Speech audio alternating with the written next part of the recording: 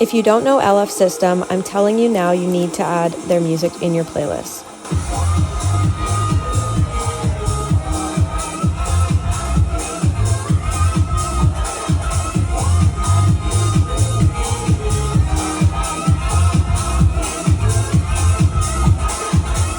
Night We Met in Nashville brought the production duo all the way from Scotland to perform, and it was absolutely amazing.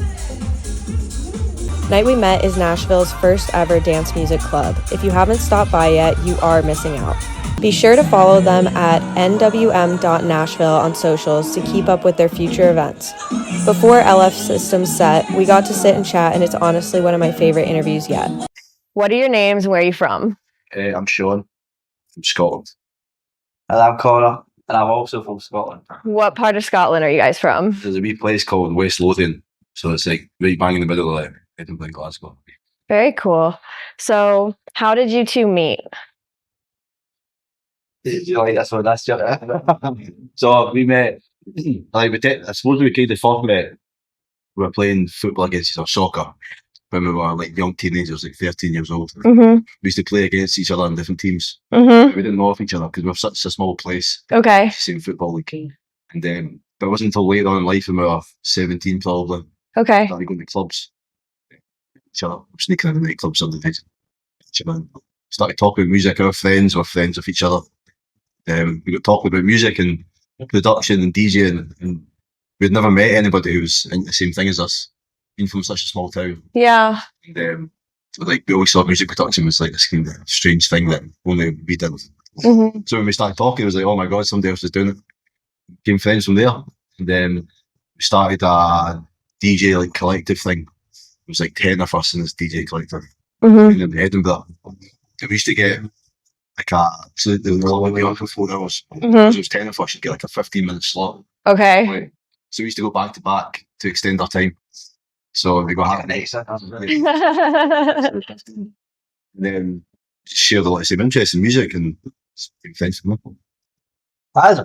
he's basically said off. And then and that's because we've done back to back all the time. And like aggressively that's half the reason we ended up doing it as a duo. So you guys have been doing this since you were like kids together? Yeah, when 17 years old probably, yeah. Yeah. 20. That's, Long time. I love that, guys. That's so sweet.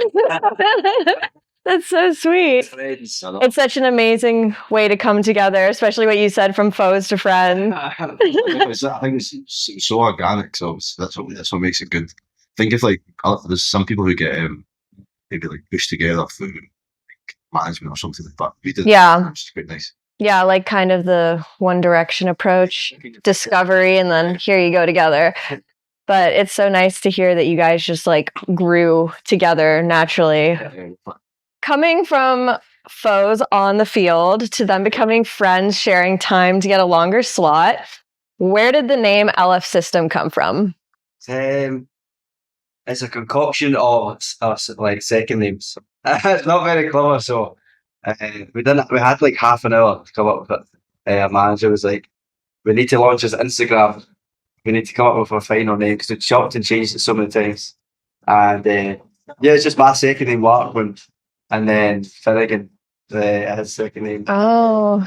Sean just said, I like the word system. That's cool to stick on the end. I was like, let's do it. Let's do it. So I think our first name was Connor Larkman and Sean Finnegan, which isn't catchy at all. So it was like, and it kept getting shorter, then it became Larkman and Finnegan, and then it became really short LF. We're like, we should probably make it a bit longer. So we actually played gigs under like all these different names. But until we made the Instagram page that we've done the LF System, we just stuck from there. I think we planned to change it at some point. And then we just never did, so now it's stuck. It just like kept going, and we were just like, okay. I think that it's one of those ones where like sometimes we're like, I think we're like, we'll make it a placeholder. Then maybe like 6 months down the line, we'll change our name. But then like people started to kind of know the name, so it just sticks. So. Yeah, I think that that's something that more people go through than they admit, and definitely kind of like will gamble with the idea of, but I've always seen people just encourage each other to be like, no, so many people recognize you for the name and you thought it was cool either in a quick moment or enough to run with it. Like, why would you change it? So I think personally that it's a really cool name. And I think that System like has been used in band names before, but I don't know, in house I haven't really had something stick to me as well. A few names. I think it's probably where they've got inspiration from. Probably like subconsciously in your mind. Yeah. Execution system. Yeah. That system. That even too though with LCD sound system, like that's still sound system, not just like system. You know what I mean? We get called LF sound system. I could see it. Happens actually like more times than you get called LF system. So, There's been like a couple of times at festivals and stuff like that, and I've obviously booked this, and I've got there in like a green room say, "Hey, listen." you've got another stage. Oh wow! Oh See, we actually thought about, well, we'll just change it. Just change our name. yeah, literally just add the sound in there.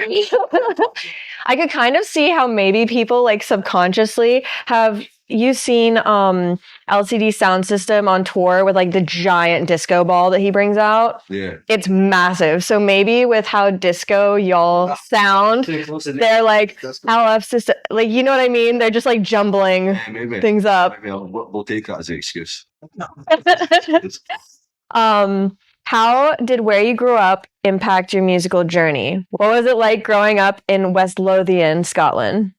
I think there's kind of like two parts to this because West Lothians, there's not much of like a dance music thing. There was clubs, but they were like bottle clubs with chart music and stuff like that, like top 50 music. So it wasn't proper dance music that we were wanting. And but there was like a lot of like good things in West Lothian, like Connors, and explaining it, but yeah. So where I'm from in Falkhouse is, so it's like everyone's into their soul and Motown and stuff like that. So it's like a place that just growing up, all their family parties and stuff like that, there would always be that type of music on. And they'd be like, my dad's friends that were in a band, they were Soul Sensation. You do the Soul Train, and it's just really fun. And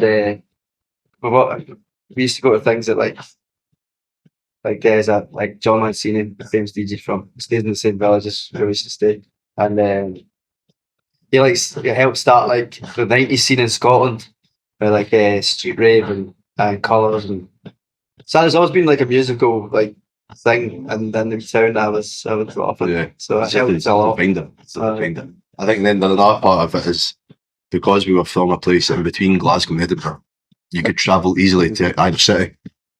And Glasgow and Edinburgh would also have the best acts. We'd always get these amazing people from America and all in the world. So you got this exposed to this amazing dance music at such a young age. You get to see you get to see like all sorts. People from Detroit and Chicago. They'd love to come to Glasgow and Scotland. So like you could get a half an hour train either way. You just find this amazing dance music.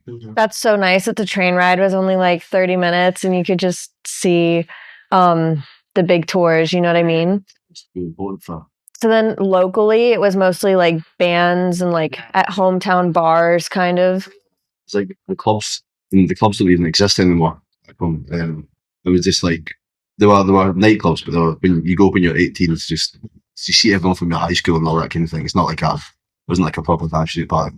But then you start going to the dance music ones, and then that was you instantly hooked. Yeah. It's the train. It's like Friday, Saturday, getting the train. You like Edinburgh, and got through Glasgow, and then just to see other DJs. Yeah. Is there? And a lot from it came from just get hooked in it so much that I'm going to do this.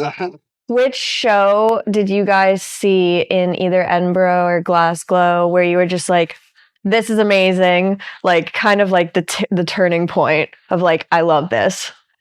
Like, maybe it was even like a local experience, but I used to go to this club religiously called Fly Club in Edinburgh. Mm-hmm. It was every Friday.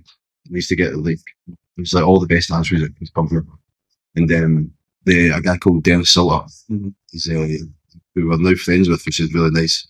We used to go see him when we were 17 years old, and it was like £5 for a ticket. It's amazing dance music. £2 drinks. Like £2 for a drink or £1, and then I remember seeing like him playing. I'm like, this is unbelievable. This is what I want to do. It's like that was. It was one in the flight. I remember the Dennis Silver gig, and it was Well, the club is like built, so Camp Ball, and it's like built in like in this old arch under the ground. I know there's a set of stairs going down, and as I was coming down and started playing one of the first songs, and I was like, shit, man, that's life for me. It's one of those clubs where like the walls would drip. It was like so sweaty. So like you'd get dripped on constantly. Oh yeah. And it was like right underneath in Edinburgh. There's that. I mean, there's that club and then there's a sub club as well in Glasgow. It's like an institution. Yeah, when we walked in here, you even like, oh, and the club's downstairs. I was just like, so European. No, just in the store. I was like, I know what they're thinking. They're going to. We talk about that. The sub club's like such an institution, and that was. I remember my first one at sub club. I think it was Dusky, and I was like, and it was before sub club had done up, so I had like I just looked at my opener and stuff like that. So, and I might been absolutely mind blown by it. Just the sound, and I've never experienced like loudness like at the club. So I had been outside Scotland clubbing for electronic music, so it was just shit, man. It was my like ears ringing for like 5 days after that. So it was amazing. Especially when you because like we grew up in like either you could watch stuff on YouTube, watch sets, and like before you could even go out. So like when you actually got to get a first taste of it in a club, it's oh yeah. Oh yeah, I heavily relate to that because I remember in middle school, like my bigger cousins showing me like the Tomorrowland like after movie that they used to do, where they'd be girls like, I want to go to Tomorrowland, and like boiler room stuff. And my dad actually came home one day and said, "Oh, I'll talk to this boy at work," and said if they'll start watching Boiler Room. This is years ago. The first one I ever watched was like Maya Jane Coles. ooh, Like that.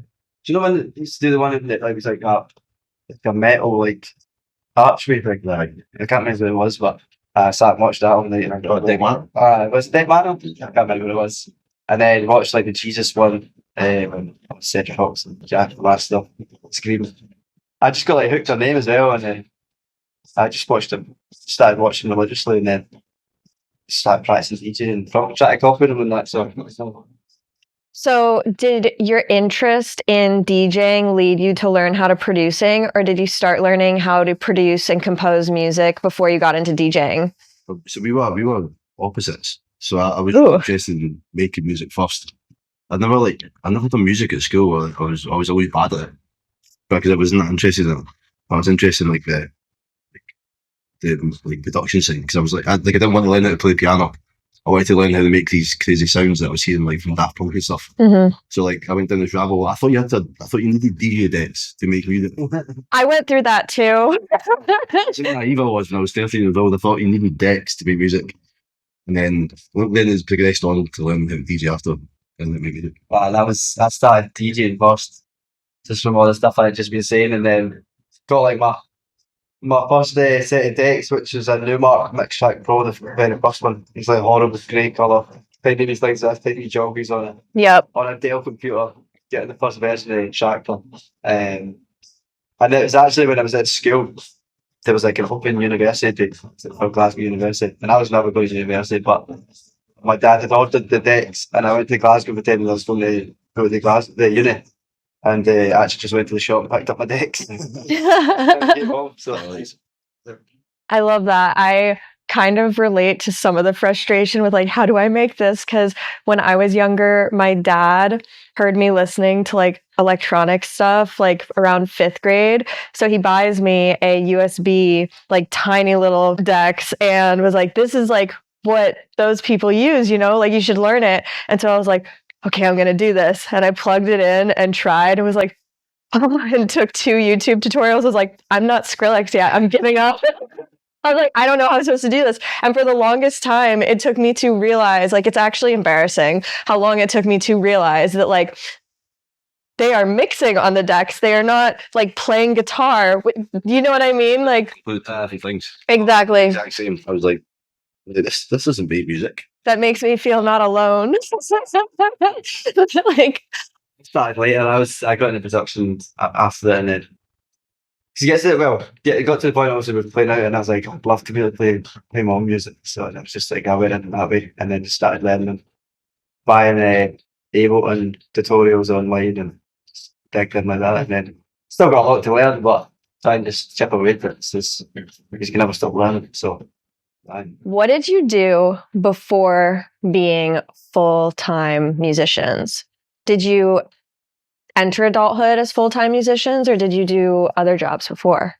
Yeah, I had one job before. I worked in like a petrol station, the gas station. Yeah. I worked there from I was 18 till I was 25. It's the only job I ever had. And I was like, so and I was balancing DJing on the side, making music. There's a lot of like finishing work at 10 p.m, driving straight to the club, like getting changed in the club to DJ. Yeah. Start work at 6 a.m. again the next day, so I'd have to drive back to work. Oh my goodness. I do like a 5-hour set in the Cabo Cafe, and he would drive walk here, get changed the car, do the set, and then like, I need to go. I'll start off again at 6. Oh my gosh. 3. So I done my BP outfit, like petrol outfit. Yeah. To go and serve customers, and then I do that. I've done it for 7 years, and then finally, and when I was 25, and that was the last time I had a proper job, I would say, Mm-hmm. because it doesn't feel like a job. So It's the best job in the world, right? 100%. and I got an apprenticeship when I didn't start until I was 19 though. I was like in college, and then I had my first job was in like a clothing shop. But then I got an apprenticeship doing roofing, so I was a roofer for 19 till 25. So completed that. I actually quite enjoyed it. I loved being outside, but it was get to a point also when we're gigging and when all this stuff started coming in, it really started kicking off. Just so tired trying to balance both of them, and so I was just like, and I kept begging the manager, like, when can I leave? He's like, I don't want you to leave until it's like financial stable, you can still make like enough money to live. And then, but I was at him like every weekend, like, I'm like, is it yeah? So, but then eventually said, it's good to go. I had a wee meeting with my mum and dad, and because I was still with my parents, and then I had that rest of the story.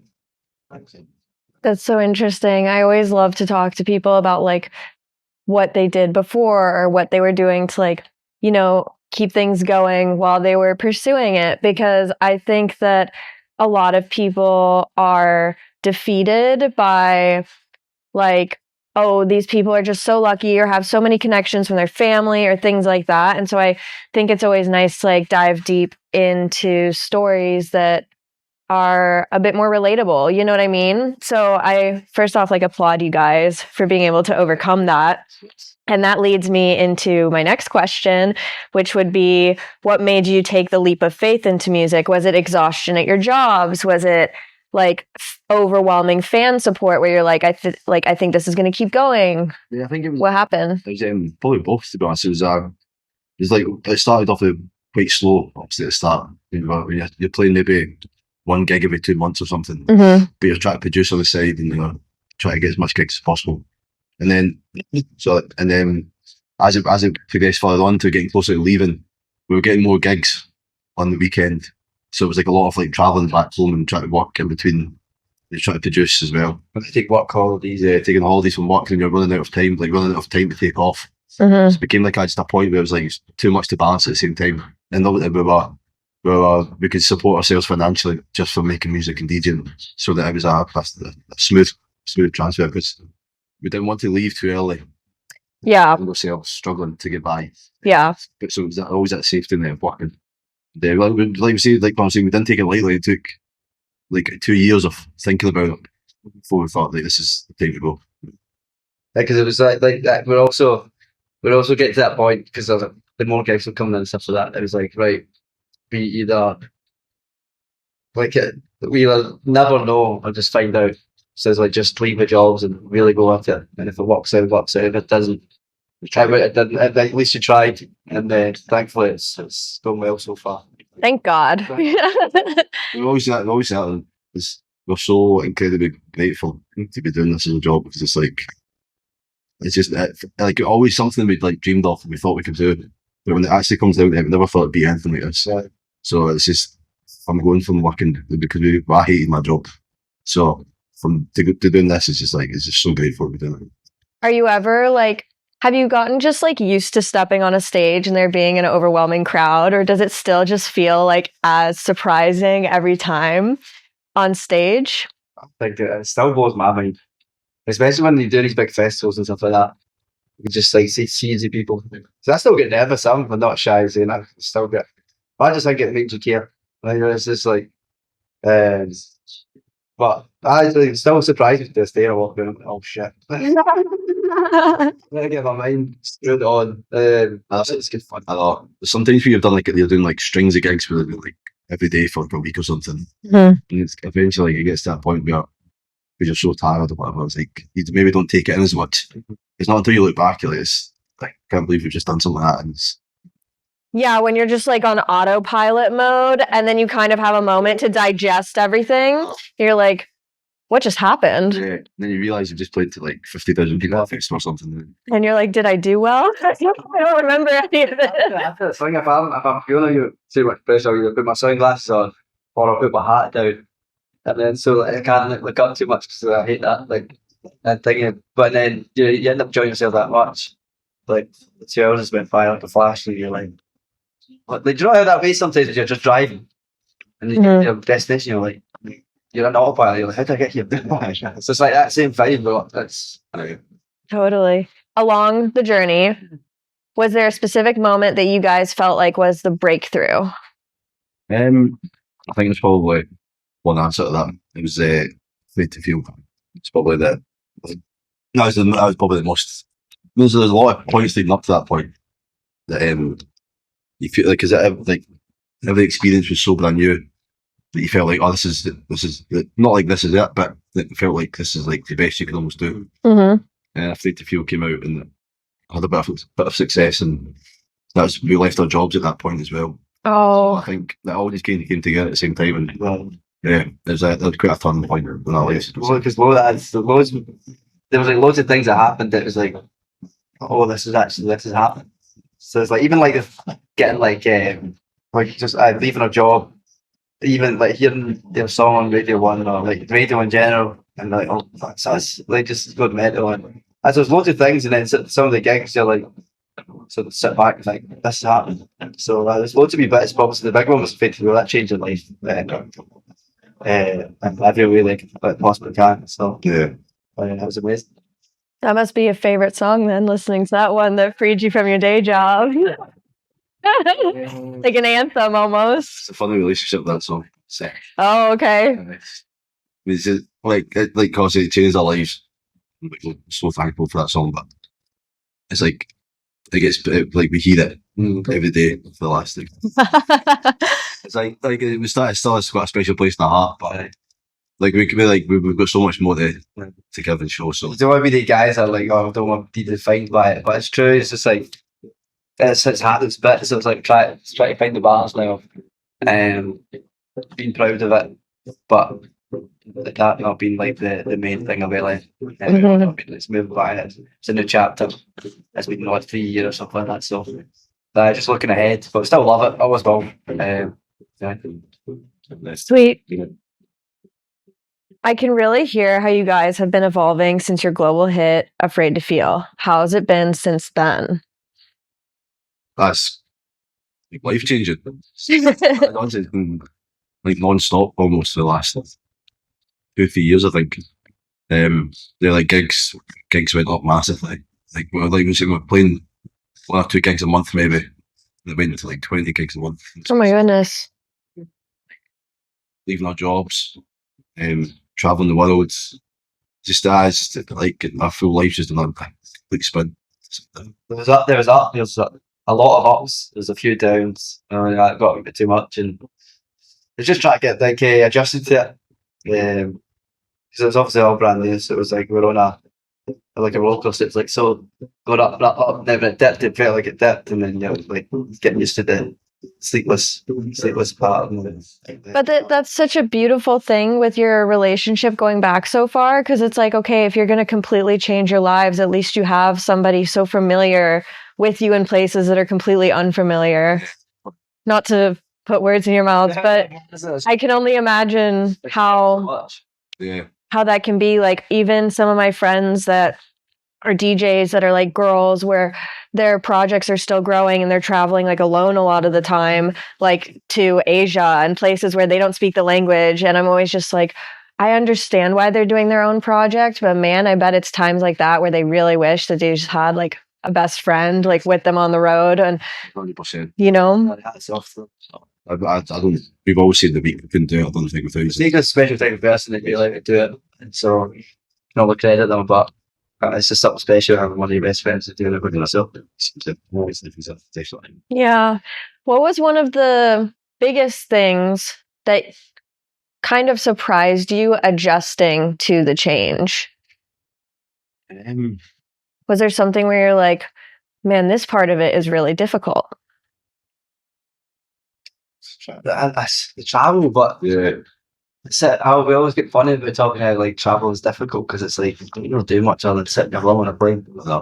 But it's just it takes a lot. It does take a lot out of you. I don't know why it does, but it's time zones and traveling and it's just not very comfortable. Especially like, when you have like a routine job, Mhm. you're like working Monday, Friday, whatever, and it gets completely flipped. But it's like I was saying, it's complaining about sitting on an airplane flying the places it feels redundant. Yeah. So it's a funny one, but it does. It's tiring.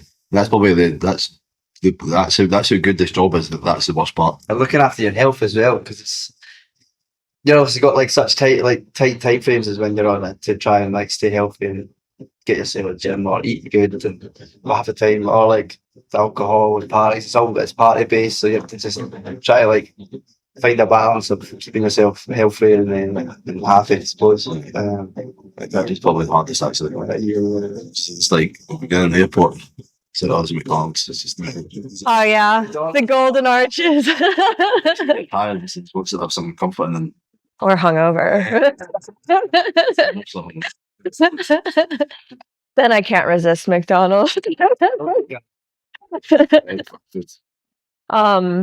I feel you guys though, even on like the weekender tours and things like that, it's like with as busy you are, or as busy as you are and things like that, putting in the effort to find healthy things, especially because like I feel like in Europe it's generally easier to find healthy things. You don't have to like question if there's like some cancer inducing product in your food. I don't know, like Things always see that.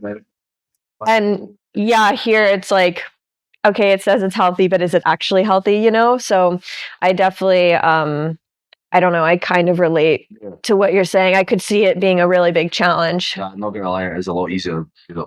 This year. Yeah. Guys, I like eating bad as well. So Yeah. That's the most annoying part of it. It's just like it tastes so good. It's so bad for me. But You guys are very well known for your creative uses of sampling.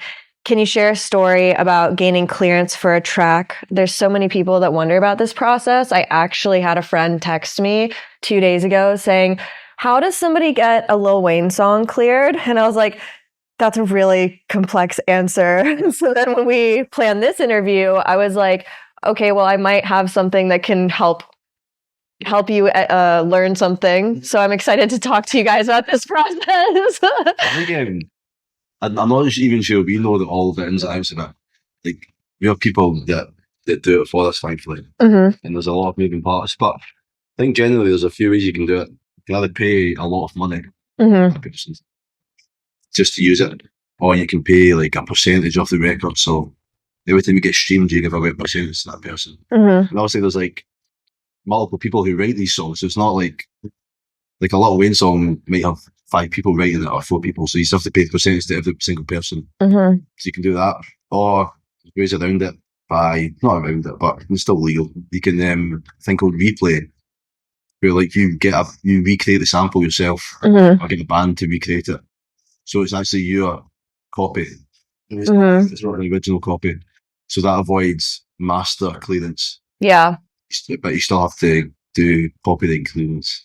Yeah. There's a lot of moving parts, but yeah, like I think it's good. I think back in the day there wasn't a lot of them. it's a tricky thing. It's like sampling's the most fun thing ever, but it can be a total pain in the butt. Because you actually a bit before you even can do all these steps to show myself, we have to pay someone to then go out and search if you can actually use the sample first. It's like I don't know if it's like an agent sample agent or something like that. Basically, you pay them and then they go hunting and then they find out and they basically say yes or no to you. But it's a nightmare, but You can get a bit, it's like a great particular tricky when it's like an old record, like we sample from the 70s.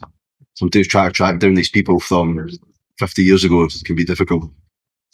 Especially if it's like people in the States or Especially if they're like on email or on Facebook. Maybe they don't use those things. a lot of people that made records in the 70s will be like 80, 90 years old or whatever. Mhm. So like try to track these people down. But like thankfully we don't do that. Yeah. Yeah, let's get other people do that. exactly. Because if you done it, would never get anywhere. Every instance that I've been able to like see a little bit of the BTS, it's like every sample clearance has a different story. And it, from my perspective, seems like a lot of things coming together by nothing short of a miracle in a way. Do you guys always use samples, or do you do sessions where you make original stuff as well? And the song has no samples. Yeah, we've been getting involved a lot in that, obviously.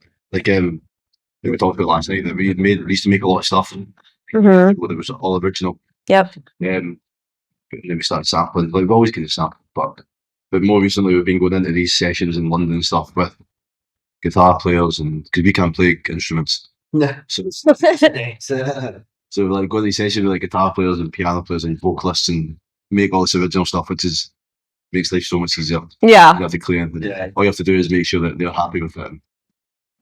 It makes life easier. It's just the sessions brand new is and it's really interesting actually going in with those type of people that make that kind of kill bass lines and the little like sample things. That's basically when you're trying to recreate a sample but make it original. And then thankfully we just get to hit the record button and then take it away with us and put all the pieces together. So but it's good fun, it's really good fun. It's a really cool process. Something we're trying to move into more, like make more original stuff. Like we'll find that different kind of sound that we've been doing at this like the coffee table sessions. It's like music that we're making in these sessions that don't necessarily fit into our sets. So that because like, some stuff we're making is like nice and slow and vibing. It's not you wouldn't play in a nightclub. Yeah. So it's like a good way to show off, and like we're interested in so many kinds of music that we want to try and show that we're not just like a one-trick pony. So Yeah.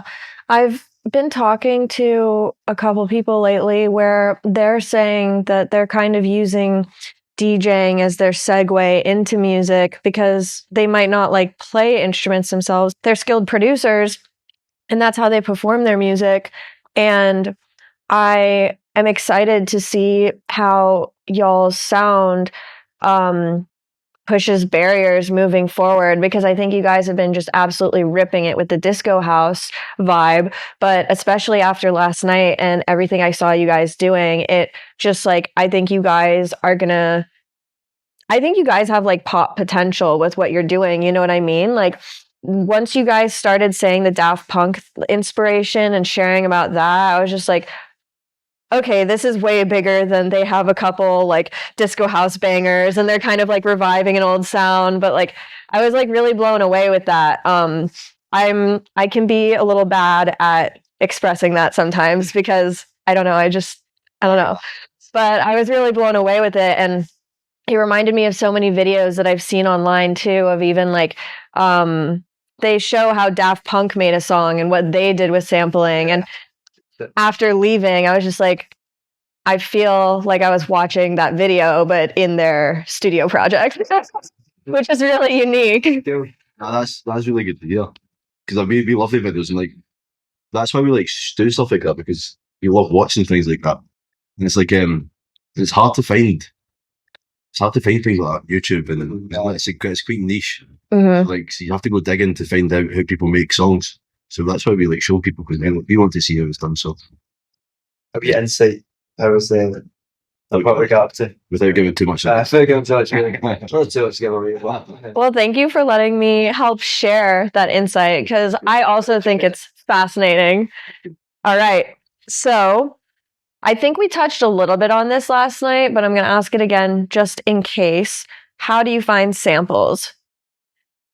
Is there like a specific like database that you look through, or do you just hear something and say, let's try and get it cleared? It's mostly honestly from anywhere.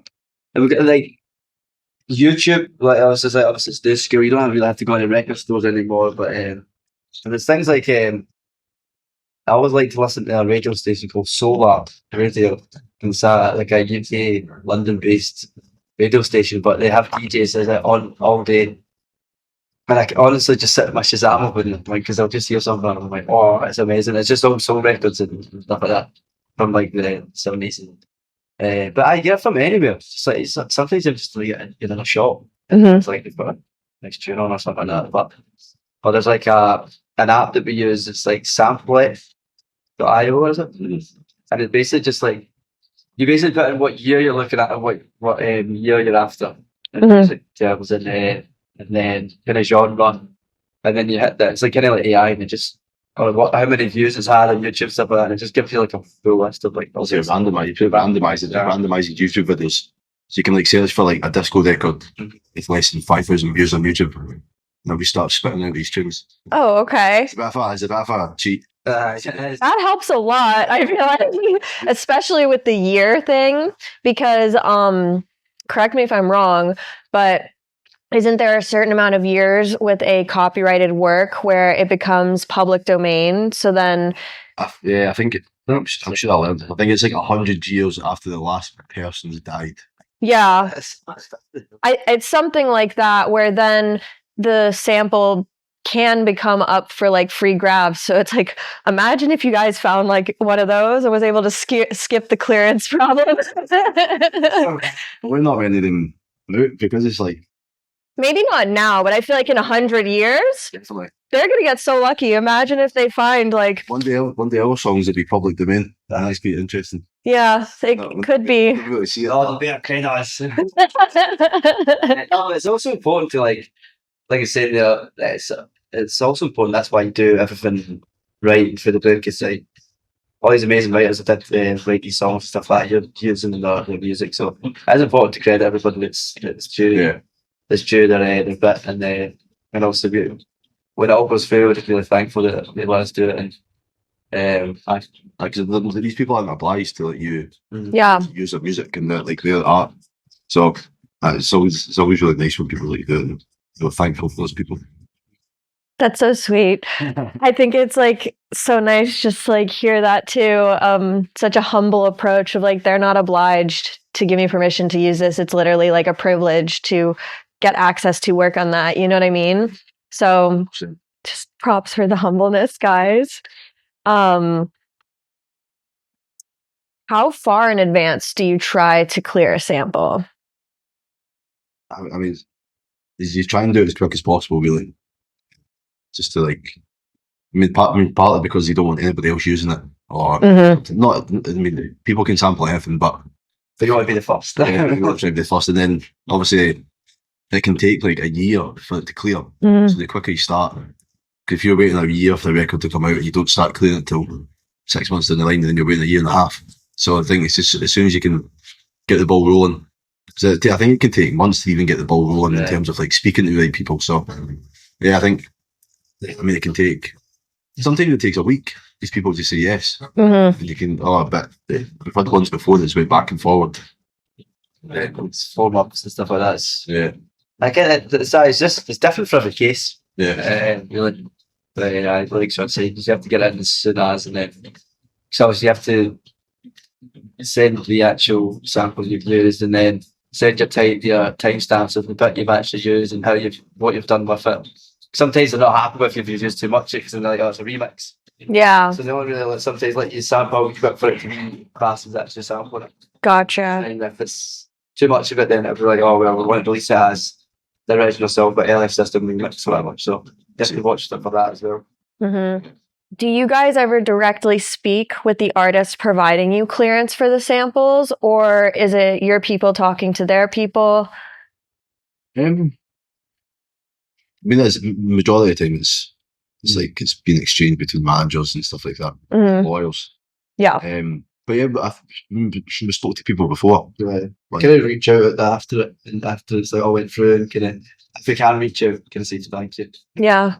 just like, I think it's important building those kind of relationships. Like, really saying that people don't not obliged to do it, so it's nice when you build those relationships, and it's also nice when people enjoy what you've done with it. And maybe some people don't enjoy what you've done with it, but it's nice when people like, because they're giving away their art. So if you're changing it, it's nice to know that they enjoyed it as well. But Sorry, go ahead. so I was can't remember what I was going to say. Apologies. That is my I was just going to ask, is there somebody that you've connected with through a scenario of them approving your sample where maybe you're like still in touch today or they really liked it, you know, so an instance of what you just described? Yeah, the guy called Lenny Fontana. Okay. So I think we got this email saying that we got this big catalogue of like records that were available to sampling. And then we done a version of. We just really liked the sample. We done a version of it, and we spoke to Lenny, the original creator. He was like, "I love it. I love what you've done." And we're still in touch with him now. We've done a podcast with him. I think we're going to do a remix for them. Amazing. I think he might work on some music with him. It's just became this like kind of relationship. Mm-hmm. It's just really cool that basically because he seems like such like in the 90s a big like house music pioneer and stuff like that. Mm-hmm. It's really cool. That's like we love things like that, so it's cool to be in touch with them. Sick. If you know, how many samples are you currently trying to clear?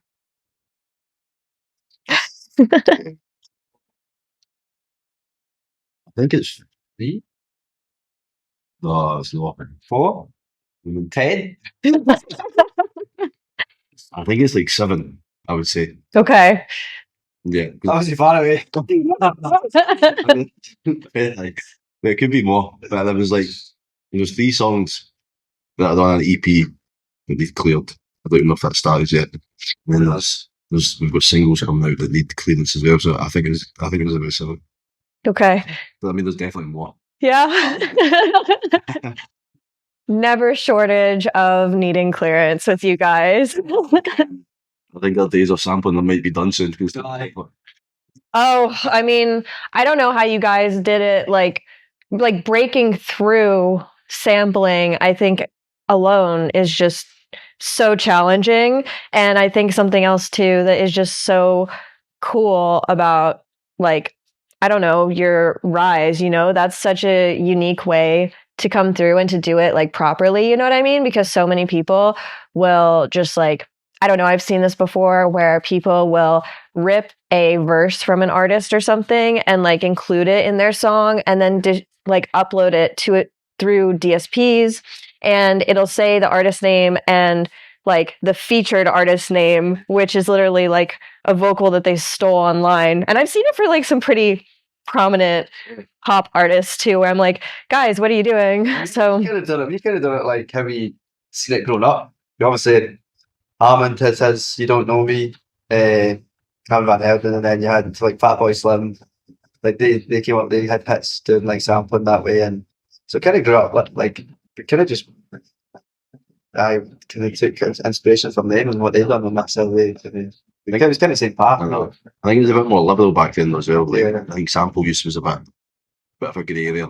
yeah. There's a lot more lifting of things that people didn't get paid and stuff like that. I don't know exactly, but yeah, I think it's nowadays it's very. I mean, AI can detect there's like a snippet of music inside like another track.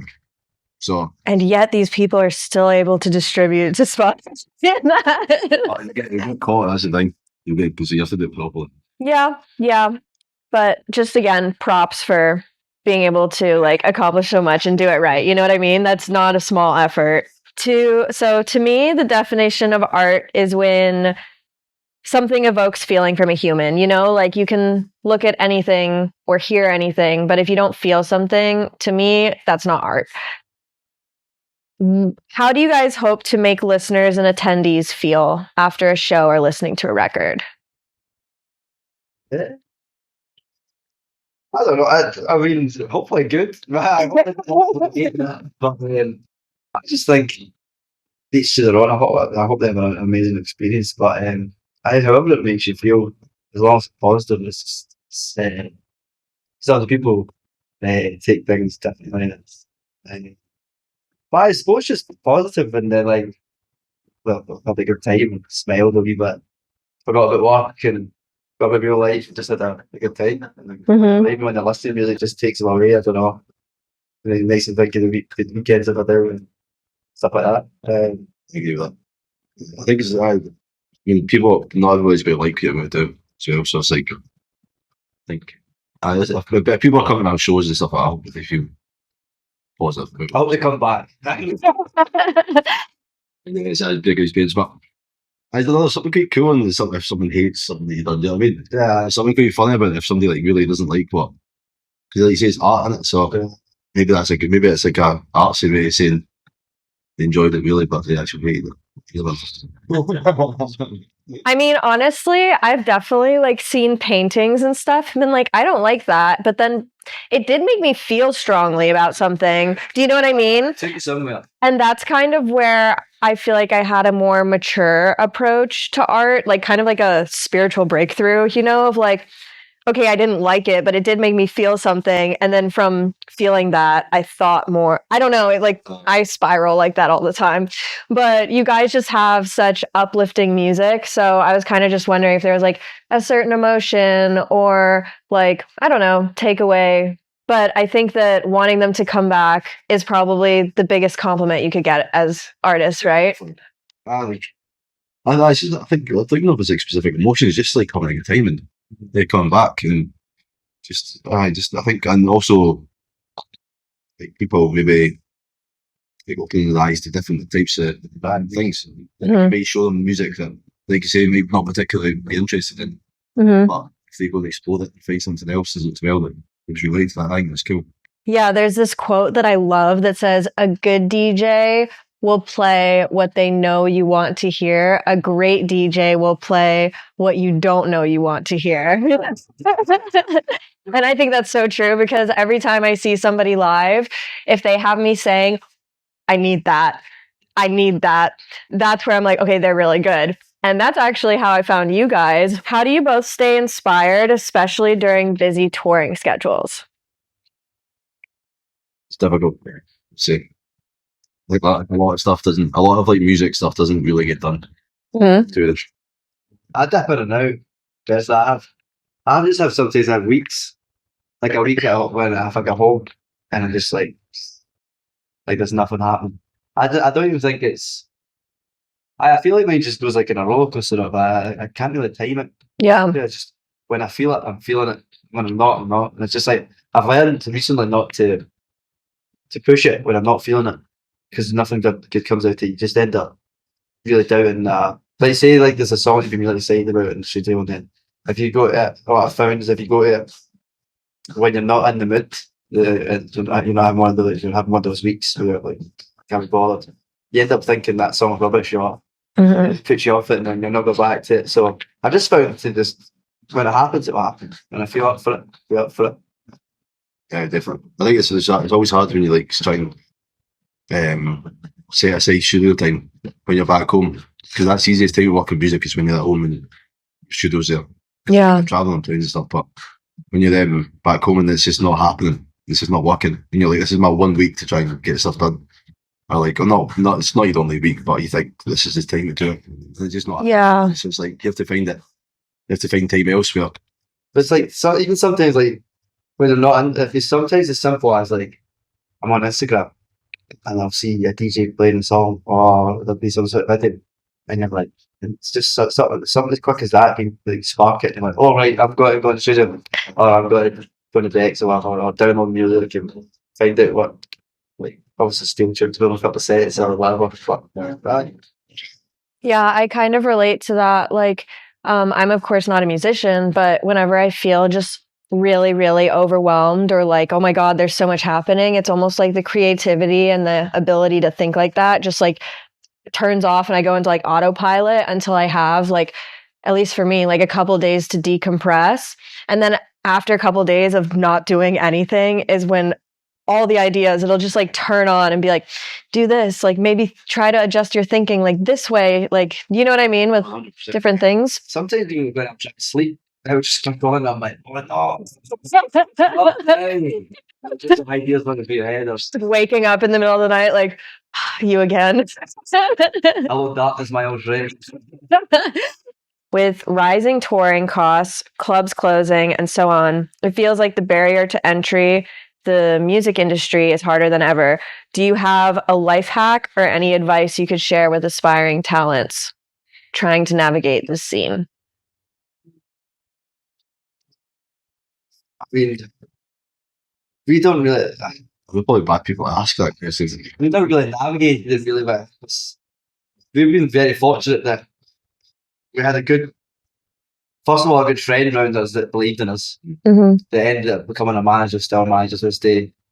Sometimes believed in us more than we believed in ourselves. So it's I'd say having a good team around you and having a wee bit of belief in it is hard, but you have to be true to yourself and not get tied down whatever, watching what everybody else is doing and thinking that's the be all and end all. So it's just keep plugging away at it, and it's one of those things. If it's probably for you, you'll find your way. You'll find your way through. It's you just can't. It's not an easy road, but like me and Sean were talking about, it seems like it was quite quick. But actually, when you get to know him, it's been over 10 years of just plugging away at it. Mm-hmm. But I think, especially when you're aspiring and younger, you're not going to have that luxury of having a manager, things like that. But I think having somebody, like if our manager wasn't a manager at the time, just a really good friend with a good interest for us. So I think as long as you've got people with your best interest at heart around you, because you don't need to hire anybody, just make connections with other DJs and other producers, make friends, start making music together. Just sending each other music, some pointers, and then building these relationships with people, because you can't afford to be hiring people at that point in their career. So yeah, I think like going out and making connections and I think just working hard and not like Connor said, not getting caught up in Instagram, watching your favourite DJs touring the world and playing these big shows or whatever. That's not you're not at that point yet, but you can be at that point. And you may get bogged down saying, "No, it's not happening to me." Yeah, but it can happen. So just don't get too obsessed with other people's lives. I think it's so hard, even if you've like reached points that you're happy with, seeing things on Instagram, to not just like compare it and just like kind of feel down, even though you have no reason to. Like, for example, even myself earlier this year, I was just like, I need to clear up my Instagram because there's just the amount of stuff in here. I was just like, I don't want to see anything where it, like, I want it to be real what I'm seeing. And so I do follow you guys. I really like the content you guys put out. But I was just like, there's so much that I feel like it's just distracting me and not like, I don't know, like just exactly like what you're saying. So I think that's great advice. We still get it. I mean, we still have those ends. Even though we're here, there's always going to be that. Yeah. But it's just, you have to remind yourself that where you are and what you're doing and that you're on the right path. And it's like, because there's some days you're like, oh, we're shouting now, like, oh, we're not quite there yet. But the quicker like, you always kind of always have to be like that though, because you want to achieve better, you want to be better. And if you think you're over there, you're never going to get there. Yeah. You've got nothing to look forward to or strive towards. So it's important just to keep walking away and being true to yourself. It's about the journey, right? Just yeah. So everybody's journey is unique. What have you got planned for the next couple of years? What can people look forward to? I think potentially a label. Yeah. I think I'll let them start a label. Even maybe a different style of music from us. Maybe an album. Still the same. The music's still in the same kind of realm, but like more the original and maybe a bit more diversified as well. I think it's a lot of the same though. Just hopefully meet a lot of music coming out, playing shows, traveling. I think that's it. I just continue to do what we love and hopefully we've not steered wrong somewhere, and that we're still here 2 years later, because you never know. It's like just take every day as it is and just be happy and blessed that what we get to do as a job and call it a job at least. But I just really look forward to starting on label and bringing out some of the music that we made years ago and that nobody's ever heard or nobody really expected that we've made before. And just showcasing everything outside of the disco sampling realm and bring out an album that's going to be like the coffee house table style things, all original music and An album without sampling? Hopefully. Wow. yeah. Like 180. That. I was basically that. I was original music and hopefully get better at social media as well.